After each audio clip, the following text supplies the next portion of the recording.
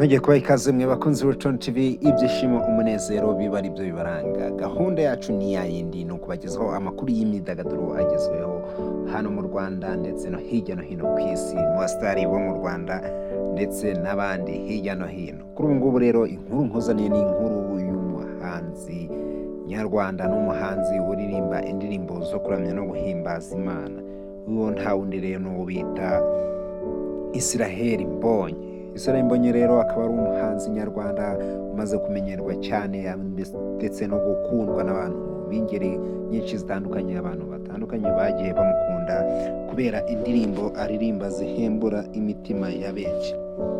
Uyu mugabo rero Israel Mbonye kuri ubu ngubu akomeje guca uduhigo twinshi dutandukanye, aho mu Rwanda akomeje kugenda agaragara ko ari umuhanzi ufite impano, umuhanzi ukunzwe cyane ndetse no hirya no hino ku isi.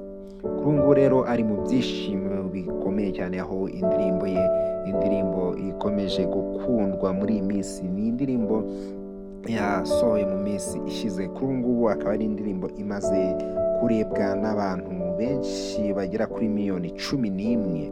Indirimbo imaze kurebwa n'abantu miliyoni 11, aho imaze amezi 3 ayisize kuri YouTube channel yiwe, imaze kurebwa na miliyoni 11 rero kuri YouTube channel yiwe, aho bigaragara ko ari indirimbo iri kugenda ikundwa cyane. Ni indirimbo yitwa ni Siri, ni jambo ry'igiswahili risobanura ngo mfite ibanga. Rero uyu mugabo kubera ubwiza bw'indirimbo agenda akora, abantu benshi bagenda bazikunda cyane, dore ko n'iyi ngiyi iri mu zikunzwe cyane hano muri Afurika ndetse no hirya no hino ku isi.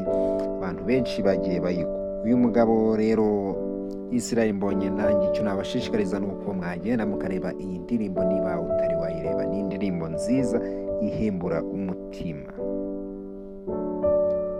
Mbutse ko niba utarakanda subscribe, akora subscribe ku Rutonde TV.